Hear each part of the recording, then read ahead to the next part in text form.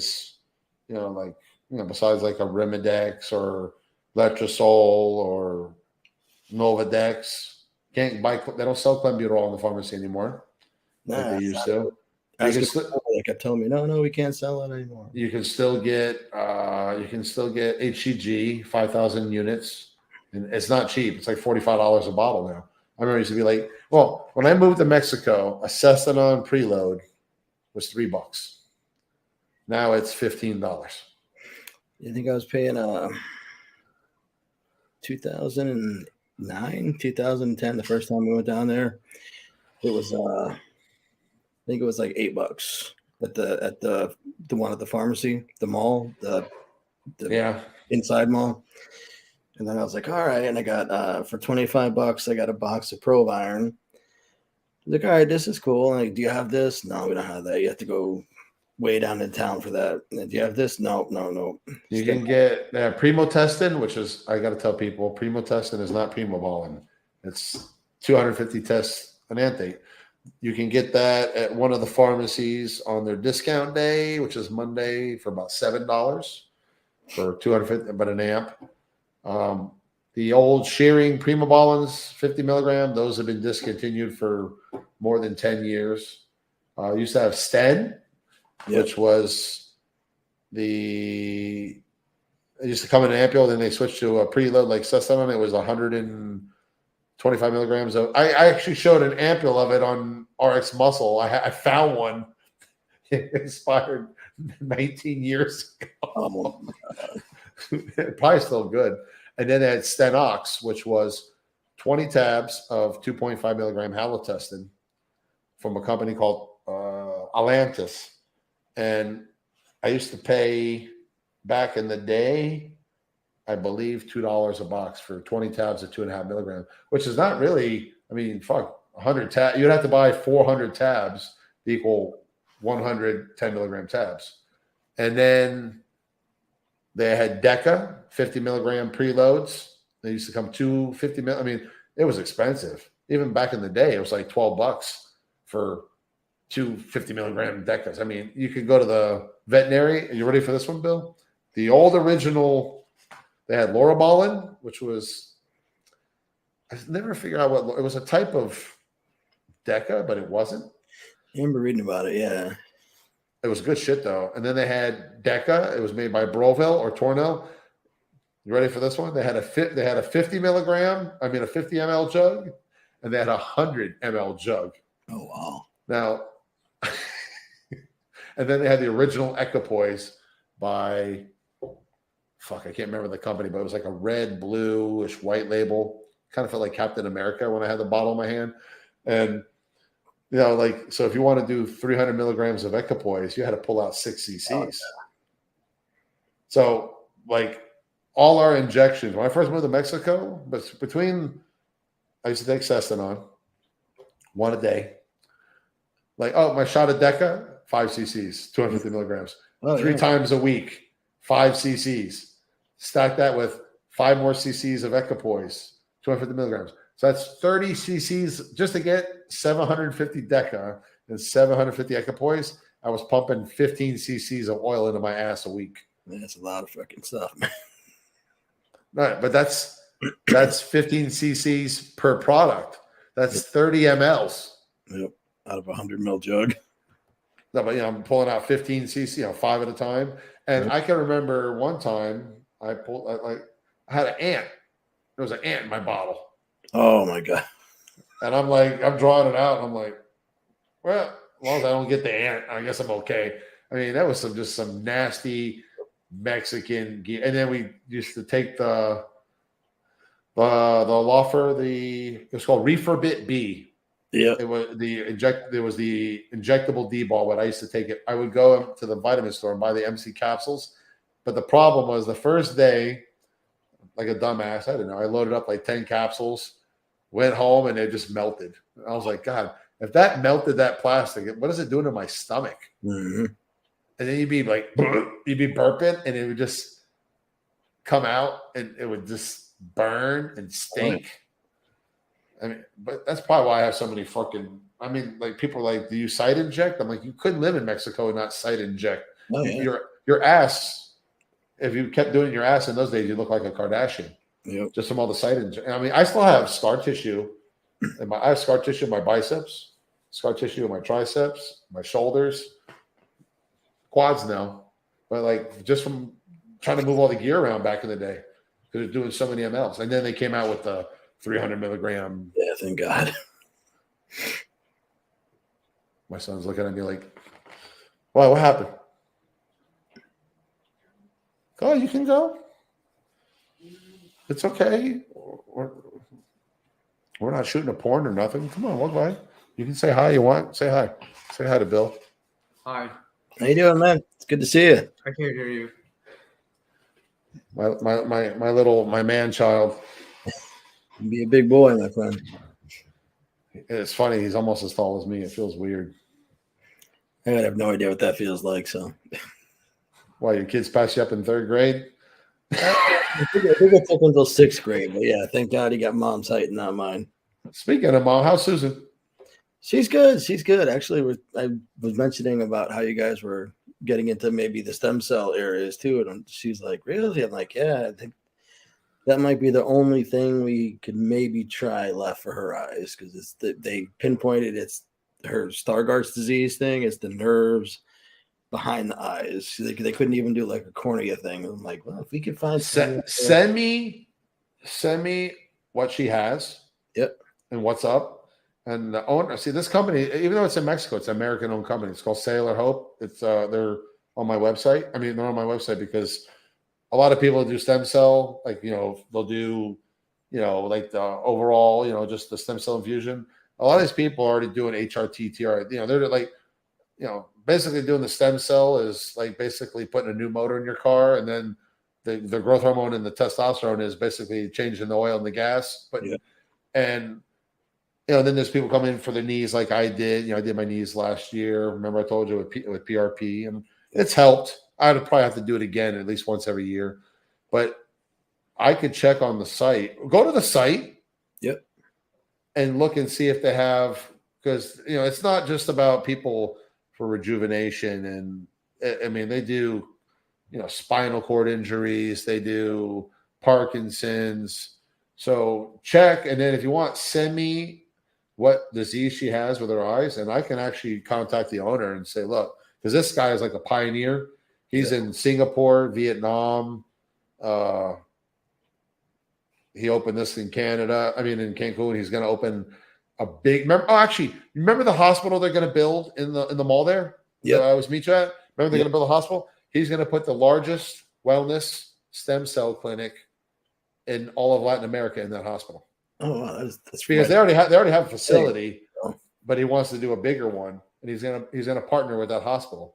And That's actually, great. my wife is probably going to be the lawyer that's going to help him get the permits. Very nice. But you know what?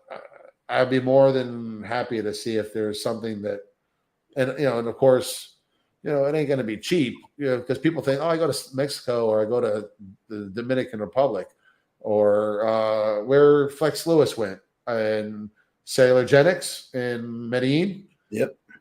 It's still like $24,000 for a full body stem cell. Absolutely. That's what here in the States, even if you can find somebody that would do it, it's super. But here's what I've learned, and this is a good thing to tell people: you can do adipose, you can do bone marrow in the United States, but you can't do MSM, meniscal. And meniscal stem cells are the ones that have. And I learned. I mean, like I went and met with the owner, and I thought I knew my shit. And I'm never going to be the guy like, I know this and I know that. I know about stem cell. And that guy went into like shit on stem cells for 2 hours, and I didn't even get up to take a piss. I was like, keep going, I mean, I was in shock, and he was like, yeah, it doesn't matter the amount of cells; it matters. Like he even told me, there's 5 different parts of the world where they, because meniscal stem cells come from umbilical cord of babies. Yep. So what happens is they buy what they call the orange. It's called the orange. It's like a part of the umbilical cord, and they buy the whole cord. That cord has got to be processed and cleaned in under 10 hours so they can process the stem cells. And there's 5 different continents or 5 different parts of the world where the stem cells are the best because they have less disease, they have better quality of this. And he was telling me the places, and the one that I just always remember is Okinawa. Really? Look at the people in Okinawa. They're like 100 fucking years old. They're still walking around. And then now they have a new thing, and I'm not even supposed to talk about it, but I'm going to talk about it anyways. This is amazing. It's called cellular banking. We have, as we get older, we have maybe when we're 20, we might have, for every 100,000 cells, we have or every million cells, we have 100,000 of these cells that, keep us from getting cancer, all these different diseases. And then as we get older, and now out of a million, we only might have 1,000. So we're never going to have more cells. As we get older, we're going to have less of these, they call cancer killers. So for example, say I'm 49. They can pull out, maybe I might only have 20,000 of these cells left. But when I was 20, I had maybe 1 million. They'll take those 20,000 cells, they'll pull them, and they will actually take those 20,000 and then grow them back into 1 million. Oh, no shit. Freeze them. And then you go back and they will inject you with 1 million of those cells that you had when you were 20. Wow. This is something that's new, cutting edge that's coming. And this guy is going to be the pioneer. And when he told me the science, because it's like, okay, yeah, when you're 20 years old, out of every billion cells, you might have 1 million. And now then you're 60, you might only have 50,000. So I can't make you any more cells at 60 years old, but we can take those 50,000 and we can fabricate and multiply them back to 1 million. And then we can freeze them, and then you can come back and we can put those million cells back in you. And those are the cells that kill cancer. I mean, like when he told me the whole science, I was like, holy, it's called cellular banking. So it's basically they're taking out your cells that's left that are they're what they call the killer cells that kill diseases in our body that get less as we get older, and then they multiply them and put them back in. It'd be basically like thinking like EPO. Yeah. You're increasing, but this is at a cellular level. Can you imagine? It can extend life. Technology is fucking incredible today. It'll be able to extend life longer, and it can literally knock out cancer. It's unbelievable. But you need to, send me what Susan has, and I will literally take the time myself, and I'll investigate, and I will send, the guy's name is John. I'll send him a message. Say, John, this is a good friend of mine. Say his wife has this, because I had another friend that had another thing, and he goes, stem cells wouldn't help, but then there's this process. I mean, this guy is at a level like, well, you know how like Amin talks. Amin Ali, he's at that level, and he's talking, and you're just kind of like, when he gets into that science, and this guy is even farther out there than Amin. Wow. He's not into bodybuilding or fitness, but when it comes to stem cell, gene therapy, that's why I partnered up with them, because it's amazing. Probably half the people that go and do stem cell do want to go on growth hormone therapy, and these people are dropping $15K, $20K. Yeah. Flex Lewis, I mean, I'm sure he got a good, well, I don't know, but where he went, that's $24,000 treatment. But the difference is Cancun. The reason I asked him, like, why'd you open here in Cancun? He goes, Cancun's got more direct flights from the United States than any other destination in the Caribbean. Yeah. So you can fly to Cancun, be here in an hour, 2 hours, 3 hours, stay in a 5-star hotel. We can do your knees. We can do anything for spinal cord. We can do stuff for Alzheimer's, Crohn's disease, just full body, the whole 9 yards. They even have one now. It's called an exosome. Instead of doing Botox, I mean, me and you would never, I mean, I'm not into Botox, but a lot of these guys are like fucking pumping Botox in their face, and they do PRP, which is okay because that's natural. You're putting your own platelets, rejuvenate your skin. Well, this is 5 billion exosomes, which is the part of the stem cell that cures, and they do 5 treatments over 5 months, injecting 5 billion exosomes in your skin and basically healing your skin. Wow. It's like a facelift without doing a facelift. No shit. Yeah. And you're not going to be like pulled out and shit like. And it's only like a $3,500 treatment. Really? Over 5 months. Wow, that's not bad at all. Or they can sell it to you. They do the first one here, and then you can go back and you're gonna have, because it's all micro needling, and they do the neck, the face, and I've seen the fucking results. And they all. Oh, here's the one. You ready for this one?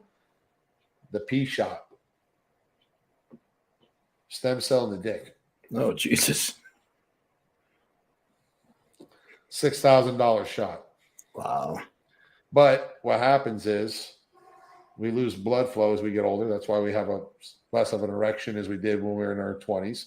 Yep. So what happens is it opens up the blood flow because it's healing all those chambers, and it's supposed to actually give you more length and more girth and give you basically, it's supposed to last like 4 to 5 years. It's basically, I mean, it's not going to be like Viagra, but it'll be a better, harder, firmer erection.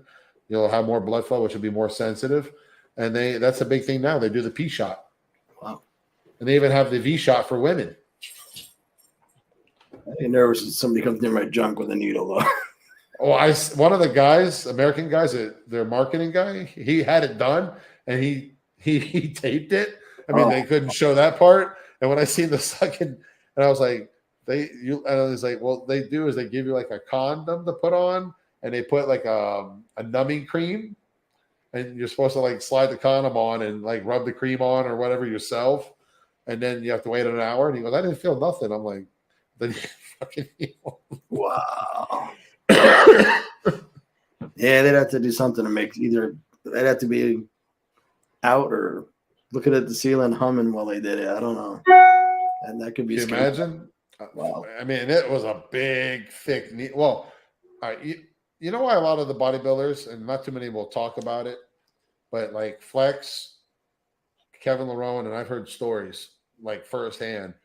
They used to do a lot of escaline, which was, to pump up the muscle way before synthol. Yeah. But the great thing about escaline, and I took escaline off season, not for pre-contest, because a lot of the guys, and even Dexter, remember how the guys all looked round and full? I mean, sometimes they came in ripped, sometimes they didn't. But remember that one Grand Prix show?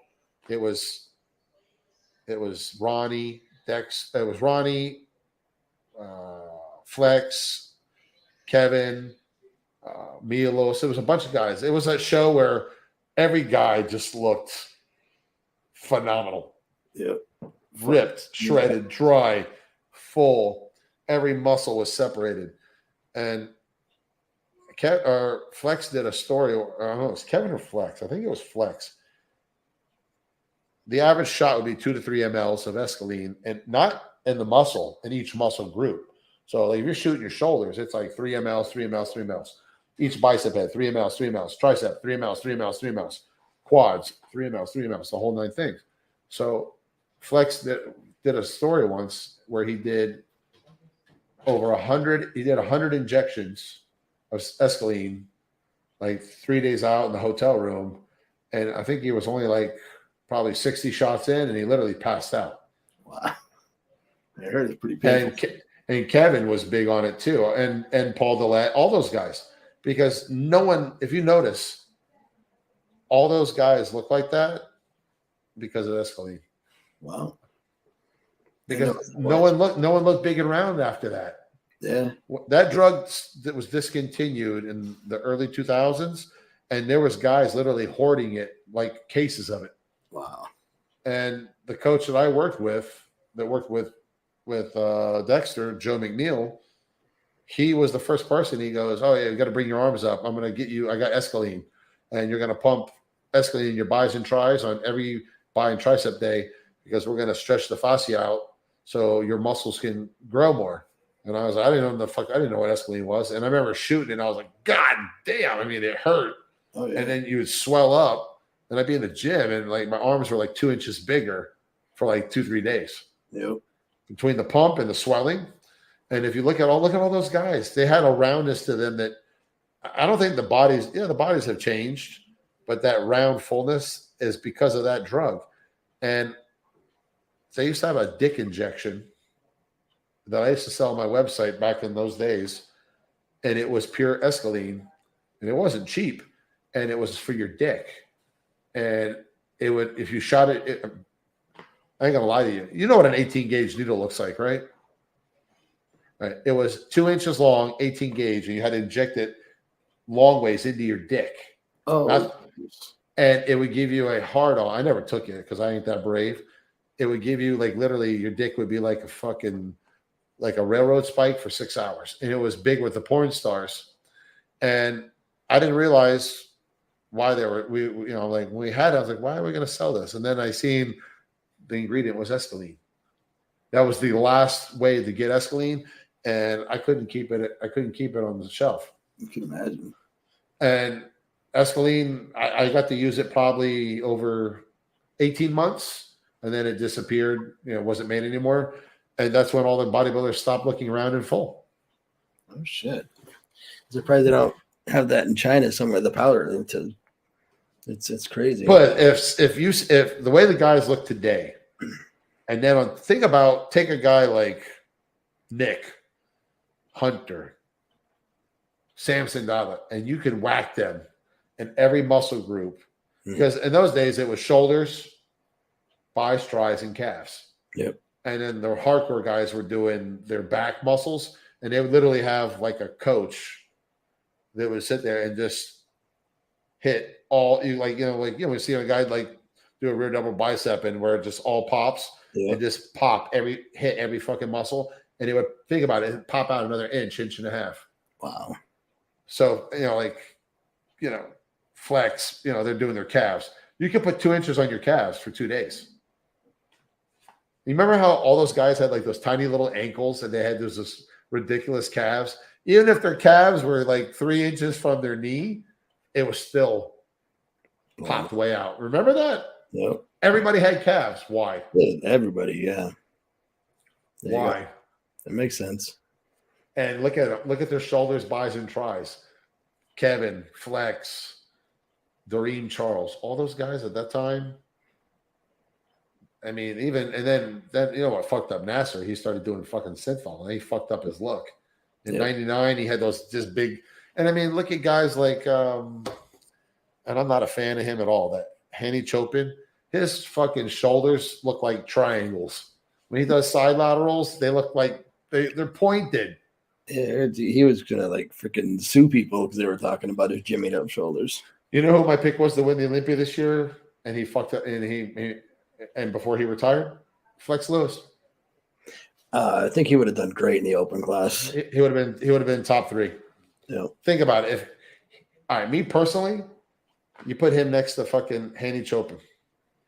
Hanny Chopin's arms look like little pterodactyl. I mean, he looked like a little tricep. He got no forearms. He's all right. Flex has got not the best or the top 3 best arms ever in bodybuilding. His forearms look bigger than most people's. They do. He's got killer. Him and Lee Priest got the. I think he surpasses Lee Priest in arms and size. He definitely close in the forearm. Sure, his arms are beastly. Chopin, wide waist. Flex, wasp waist. Mm-hmm. Haney might have him beat on quad size, but no, oh my God, fucking Flex's calves with that quad, he has nice shaped quads. Chopin's are more like just kind of like trunks. I'm not a fan of his look, but if you look, and then remember when remember those pictures that he did when he was like 235 and he was ripped? Yep. He's basically the same version of Derek Lunsford is now. Derek Lunsford looks like shit at the Olympia because he's losing 20 pounds, 25 pounds of muscle. So he looks flat. Yeah. Now, me personally, I think Derek Lunsford, and remember when he did the Pittsburgh, the guest posing? Yep. He made Nick look like a bitch. Really? I mean, remember, you see his quads, the shape, because Nick is not great in his quads. And Derek Lunsford is considered probably one of the best backs in bodybuilding. It's going to be an interesting impact when he walks out on stage. You can imagine him walking out on stage at 235, almost 240 pounds at his height. Mm-hmm. And he looks like a fucking cartoon character. and he can get ripped. The reason why he could never get ripped at the 212 is because he's sacrificing. And Flex Lewis had the same problem. Remember that picture that Flex Lewis did? I think it was a black and white. He was 235. He looked like Dorian Yates grainy. And he did a rear double bicep, and it looked like he had abs on his back. Remember, it was like 4 panels. Yep. I've never seen a back look. If Flex Lewis would have walked on stage at the Olympia the way he looked at 235, at least second place, and he would have made Heine look like a little bitch because he was drier, harder at 235. The problem is when he came down to 212, he lost 25 pounds of muscle and looked flat and soft. Yep. That's why he almost lost it the Olympia twice. But if you look at those pictures, and I mean, I still look at those pictures sometimes. He's doing a rear double bind, and he's doing a hand clasp most muscular standing next to his coach, Neil Hill. Yep. It just looks retarded. He's got those Dorian Yates calves. He's got those ridiculous Lee Priest looking arms. Yep. And he's got that tiny little waist. I mean, I think he would have done really well in the open class. I think he would have been top 3. I mean, think about it. If Heine can get top 3 looking jacked up, why couldn't Flex get at least that same spot, if not better? Exactly. And he would have. Me personally, he would have looked better than Brandon Curry. Yep. And I think I guarantee Derek Lunsford, if he comes in, and look at the coach he's got. If that guy comes in at 235 dry and as round as he is, he's going to make Bonnick look like shit. And Bonnick looks amazing. Yep. And he's got a better shape than Bonnick. Bonnick looks amazing, but he's got something in those buys because they don't move when he has that weird back it looks great, but it doesn't.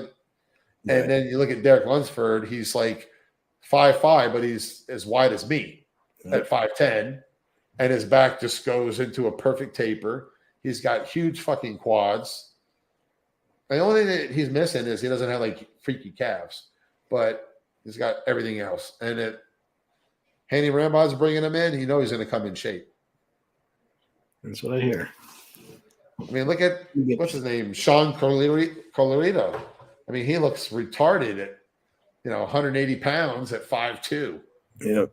He looks like he's 250 on stage by himself. I was waiting to see. I kept watching his page, see what decision he was going to make, and then he went with the 212. So, he went with the 212. I knew he was going to. Oh, that's right. Today was the announcement. Yep. He'd be stupid not to do the 212. I mean, if Derek is going to be there again, maybe I can see doing the open just to impress people.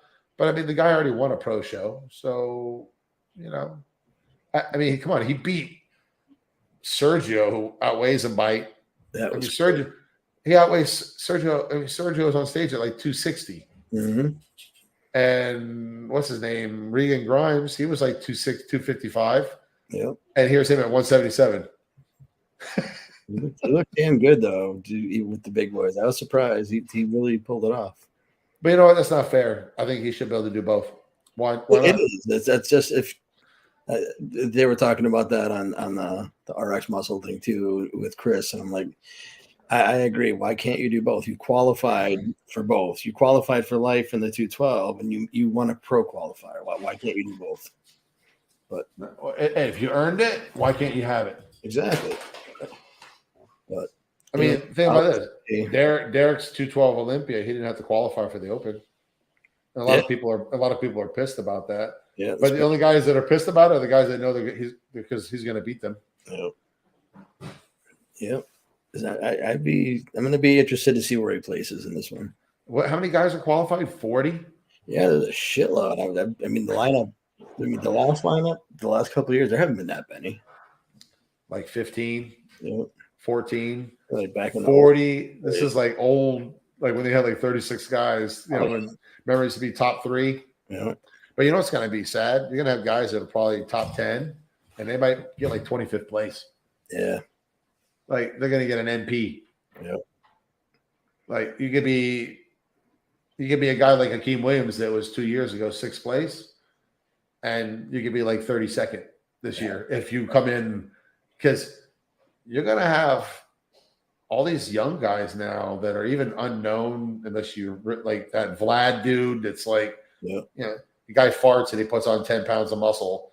I mean, he looks ridiculous. He's starting to lose his proportions because he's getting too big too fast. Yeah. But he's just vain. I mean, but there's a lot of guys out there. Or the guy that just beat what's his name last week? The last show, the last qualifier. Yeah. He was trying to get that last Olympia invite, and he went over to that show in the Middle Eastern. He used to be with. He's friends with Nick and Martin Fitzwater. Fuck, I can't think of his name. I was watching the podcast too, where they were covering the show, and he almost beat Labrada. That's the K, right? Huh? Does his name start with a K or something? His last name? Something like that. Is it Derek something? No.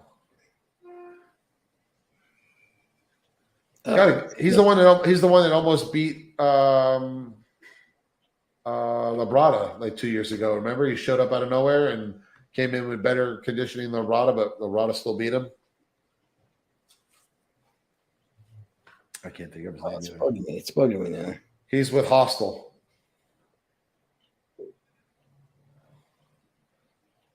Crizzo, right? No, not Crizzo. I'm not on the Crizzo train. Yeah, he won his qualifier, but he's missing too many bodies. You know what the problem is? Those arms just draw you in. Mm-hmm. But he's missing a lot. His abs are off. His back is off. Like when he does a front double by, he's completely washed out in the stomach.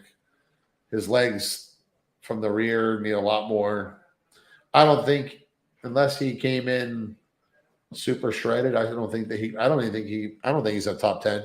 I think Andrew Jack is way ahead of him. Personally, I think he looked better in his qualifier than this guy. Yeah, I seen him in person here. Really? Because they do one of those IFBB Elite shows in Cancun every year, and when he was in the IFBB Elite, he literally won every show, like for 2 years straight. Like you literally look and it's like Michael Crizzo. Every show he would go to every show, and he had they were paying him big money. That's why he never left. But it's like, I mean, if you're the small fish, if you're the big fish in the small pond, after a while, it's kind of like, well, you know what? I'm just going to keep winning. You know, I can never. I mean, literally, he did not lose one show, and they have like 20 shows a year. Wow. So you look at their list. If you go to the IB Elite, look at from when he finally put on that size, like 2019, 2020, 21, almost every show was him. It was just stupid. But IBB Elite someone was paying him money not to leave. And on top of it, he's making $10,000 like almost every week because he's doing a show like every other week. He did one show here in Cancun, and I think that's when I first seen him, and he looked impressive then, not as he does now, but his arms just look ridiculous. And then there's another black guy. He's got these fucking traps that literally go up almost over his ears. Oh, shit. And then he has these retarded, ridiculous, huge legs and calves. And then his torso looks kind of like William Bonnick's. It looks really. If this guy had the right structure, he'd be amazing. He's got like a 21-inch neck. It's like, and then he's narrow. He's got the body parts. They just don't blend well, I guess. Gotcha. But I mean, Crizzo looks good, and he looks great in a front double bicep, rear double bicep. Okay, because his back is weak.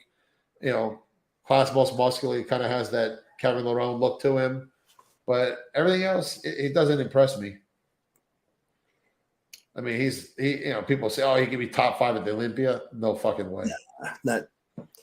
Again, maybe if he sticks around for a while, he can make some improvements, but not with that. He still doesn't even know how to pose. Yeah, that I heard. He's still like an amateur type. Oh, he did that show. He was like, he was shaking. Wow. And even Andrew Jack, he needs to work on his posing. Yeah. But I mean, the guy just looks fucking phenomenal. When he does that when he does that pose, and he's the only guy on the stage that has that look. No one else has that look. I mean, I don't know what goes into the morning of prep for these guys in this era. Like Lee was talking about that, Lee Haney. He's like, I was starving when I went on stage. We were shredded, and you just, this is how you went on stage. And these guys are backstage getting their content. They're like eating pie filling and shit to blow up. And it's like, dude, you can't control your stomach when you're going to be bloated. And hamburgers and French fries after prejudging. It's hard to hold it in when you're eating that kind of shit. I mean, I've never been on a pro bodybuilding stage, so but like there were some times that Flex came in really good, but look at Dorian, look at Flex, look at Larone's faces. Oh yeah, like or remember the women? Look at the fucking women. Their faces, they look like they should be in The Walking Dead. Mm-hmm. Their fucking cheekbone. You don't see that. You don't see the guys with that sucked in cheekbone look anymore. Nope. That death, I call it death face. Yep. I mean, you can see Larone like the day before a show, or even Flex. Their faces looked deformed because it was like, or you hear the story. I think it was Dorian. He was like, I was so lean that it hurt to walk because I had nothing. Like my feet were like walking on bones. Yeah, there's no fat pad left anymore. Yeah, it's sacrifice. I don't know if the judges just for so many years kept rewarding size over size over size. Nobody, I don't need to get in contest shape. I'm big. So I don't know. Yeah, I am not a fan of Randy. People think, oh my God, he's the next best thing. I think his quads never met. His arms are smaller now than they were. I mean, when he first turned pro, he had some fucking freaky arms. His waist was smaller. He was more conditioned. Mm-hmm. So he's actually regressed, and now he's a 2-time Mr. Olympia. How's that? You know what I'm trying to say? It's like his legs look worse. They have less separation. He's more he looks blocky. His waist has gotten bigger. His arms are smaller, and he's getting awarded Olympia titles. And 10 years ago, he was getting 5th and 6th place when he should have been winning shows. I thought when he first came out, he looked pretty fucking amazing. Yeah, looking back, he looks. I mean, again, and just speaking for myself, I thought he was more impressive then than he is now. Now it's just. I agree. You can tell a lot of where the size came from and what it's coming from. So it's I mean, there's just only so much SEOs you can put in there before you can't flex it anymore. I guess they were talking about the dent in his quad the other day, and they're like, "Oh, it's like this big. It's from this." I'm like, "No, that's from site injecting and it's scar tissue." And in my opinion, and they broke it up, and now it left a hole. Yeah.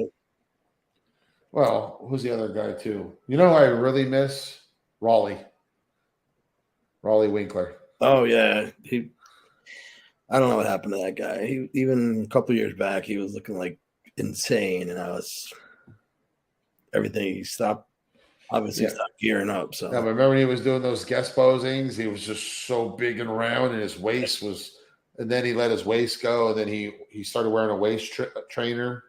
Actually, I got a slight hernia in my belly button, which I don't know if I'm going to get it fixed. It's not popping out, but it's right above. You can barely see it. Never had a hernia in my life, and I have an issue always holding my gut in, and everyone's like, "Oh, you should start wearing a waist trainer over your shirt at the gym." And within 6 months, you'll just automatically be more, because no matter how lean you are, I mean, I could be with my abs totally popped out, and I still have a tortoiseshell belly. Yeah, I'm the same way. So, that's what actually Raleigh did. Remember, he was so, and his abs were, you could see they had abs, but his gut just went out like 6 inches. Yep. And then he wore a waist trainer for like a whole year training to not, because a waist trainer is not going to make your waist smaller. Yeah. But it'll help you train your waist to hold it in tight. And then when you stop wearing after 3 months, 6 months, a year, like he did, dude, he looked amazing. He looked amazing that following year. Remember, he was like fucking waist with that fucking lat. He's got a great back. The only problem is his quads don't have a big sweep to them. They're big, but they're more. But I mean, come on, dude. Those shoulders and fucking arms. Oh yeah, he had some nice shape to him. I mean, me personally, I like his arms better than Phil's. I like his arms better than Lee Priest because, I mean, when he did those side tricep and he had those massive forearms, it just flows. Yep. And now he's training people. Yeah. But you know what? He had his time. At least, I mean, he's 40. He ain't no kid either. He's like 45 years old. Been around since 2010. Yep. He won one of the first amateur Olympias to turn pro. Oh wow. 2010, I think, was the first year he turned pro. No shit. Because Rami came out, 2012? I believe so, yeah. Yeah. Raleigh was like one of the first amateur Olympia winners. Remember, he won the amateur, and then he won his first pro show right after that. And I always liked Raleigh's physique. I thought it was amazing. And those pictures he used to do in the mirror in the gym with all the guys, just fucking freak. He's always going to be one of the favorites. Yeah, I remember him from the good old days. But the thing is, though, you look at his structure with those arms, it looked more impressive to me because, like, Phil has those really narrow clavicles. So yeah, you look great when you're doing class or most, but when you're wide and then you have those big fucking pipes, it just looks. Yep. I was never a fan of Phil Heath either. I don't know why. I liked him in the beginning, 2011, 2012, but I was more of a Kai fan. Yeah, so there was definitely. They were just talking yesterday about that would be an interesting thing at the press conference. That like just a pose off between those two. And they probably get a lot of people fucking. You know what's really stupid? Kai could have been Mr. Olympia 2018, 2019, and 2020 if he wanted to. And he fucking just. Yep. He could have easily been the Mr. O at least 2 or 3 times when Phil retired. Or he could have beat. But if Kai would have walked on stage in shape in 2017, it would have been him instead of what's his name that passed? Sean Roden. Kai would have been Mr. Olympia easily. Close. Well, I mean, because Phil was just blowing out stomach. Yeah. And you put Kai in top shape next to Sean in top shape, he's twice the size with the same definition. Definitely is bigger, yeah. Because there's a couple times when when Kai was in shape, I mean, the way he poses, I mean, you could see literally every muscle, and it was separated. There was no bloated shoulders. His back looked retarded. He had the Ronnie fucking glute hamstring tie-ins. His quads, feathered quads. He was one of the last guys that had feathered quads. When's the last time you seen feathered quads? Well, no, Andrew Jack's got feathered quads. Not like Kai, but remember that one picture? It was on the cover of Muscular Development, and it was just Kai's quad, and it was just fucking. I missed that. Where the conditioning, especially the legs. You see, now it's just like Rami's legs are just these big turnips, and they're huge. And the whole top part, there's nothing there. Yep. You notice it's just completely smooth. Remember, like you can see, like that band on the inside. Like remember, like Chris Cormier. Oh yeah, that's right. Or like even Sean Roden, or even Kai. Like the teardrop would have like the hole at the top, and then you can see the band from the inner quad wrapping around. Yep. It was that shit doesn't. You don't see that no more. Nobody wants to suffer. That's you have to get like that. Just I don't know. But you remember that one picture of Kai Green's leg? What it looked like? Where it was just I gotta find. I might be able to pull it up here. It's a famous pic. Oh, here it is, right here. I'm gonna show it in the camera. Yeah. I remember the photo, the layout from the training article. Yeah. When is the last time you've seen a pair of quads look? Can I do it without? Can you see it without the light or no? I'll send you this pic. Yeah. But, I mean, when's the last time you've seen a leg that looked like that? especially on stage at the O. You don't see that anymore. I'm going to send you this pic. This is probably the pic that just blew me away. Okay, I sent it to you. You don't see quads that size. And me personally, his quads blow Ramey's in size. Or even look at Ronnie's legs when he was fucking 290. His legs looked amazing from every angle. Yep.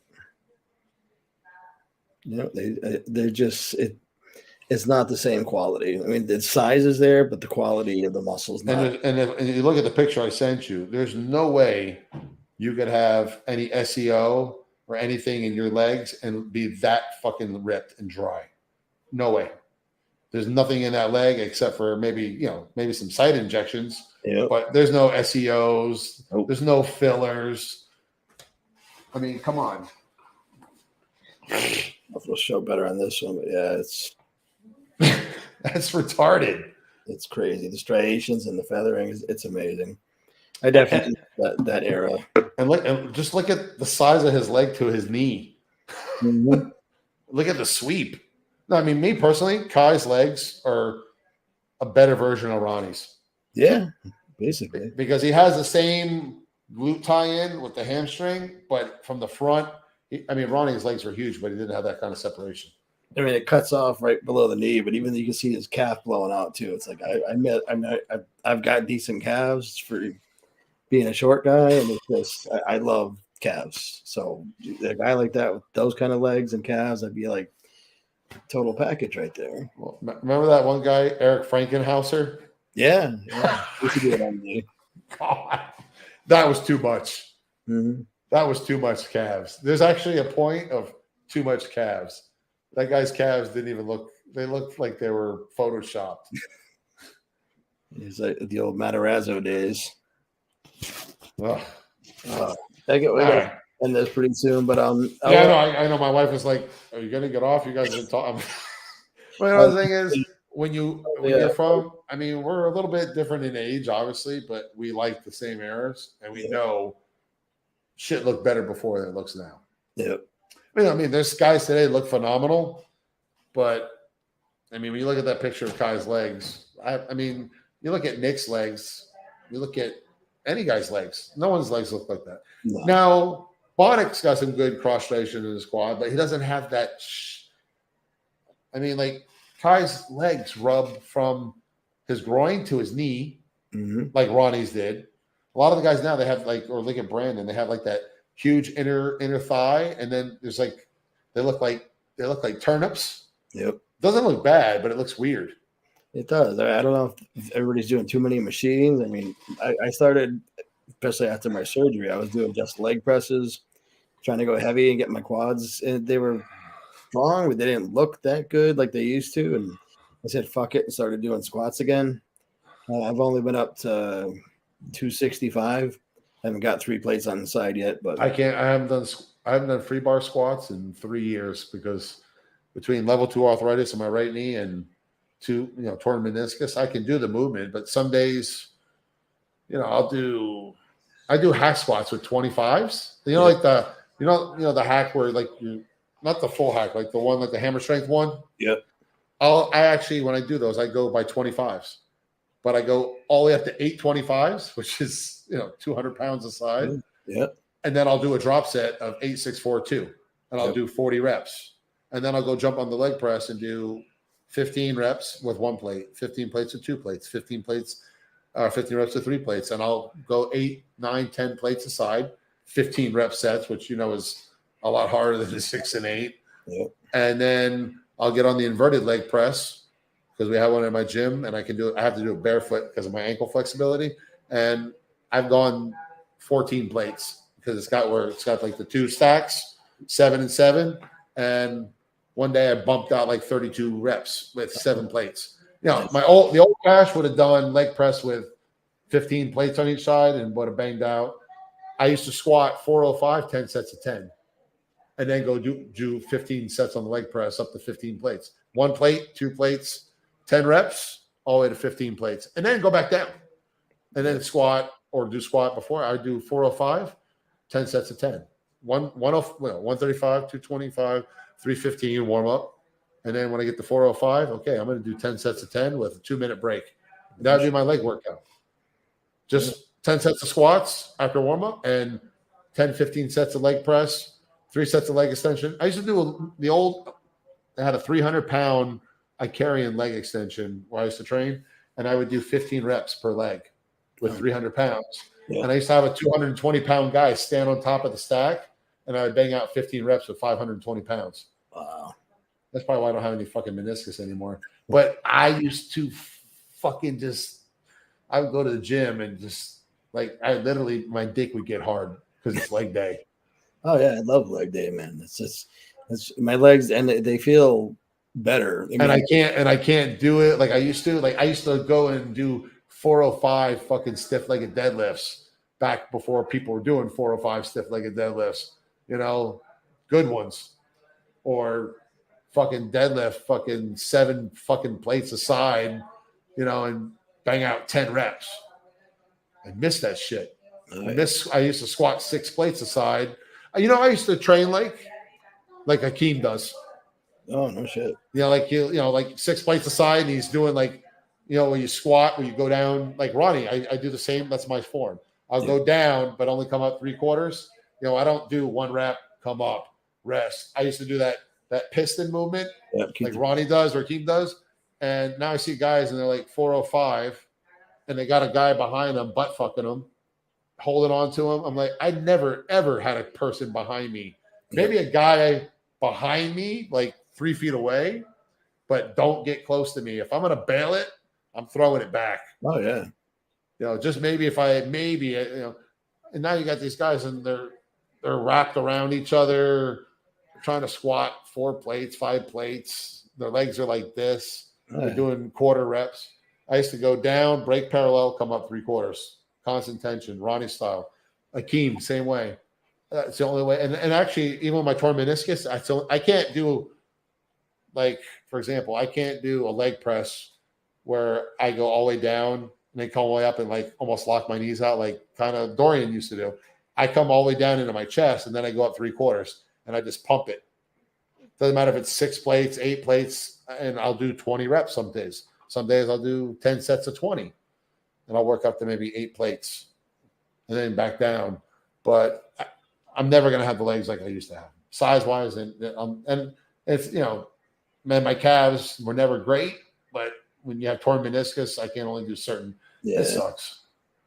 No, I'm doing what I can with the legs. But I was one of the few guys that used to love to go to the gym and do legs when everyone else was doing chest and buys. Yeah, that's the one thing I never have a problem getting into is a leg press or the squat rack. I'm never anybody in there, so it works out. I remember the old days in Florida. I used to train maybe 3 or 4 of us. We just put 350 in on there, and we would just go until we couldn't go no more. Mm-hmm. I would go, I got 10. Next guy, I'm going to get 11. Next guy, 12. Next guy's going to get 13. Oh, fuck, it's my turn. Fuck, I'm going to get 14. And the fucking bucket used to be next to the fucking squat rack. And like, okay, whoever pukes first is buying lunch.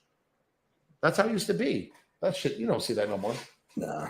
Go do that at Planet Hollywood or Planet Fitness, and throw you out. Oh yeah. Well, actually, I lucked out. I was considering going to Powerhouse over in West Springfield. What you told me, it's far as fuck.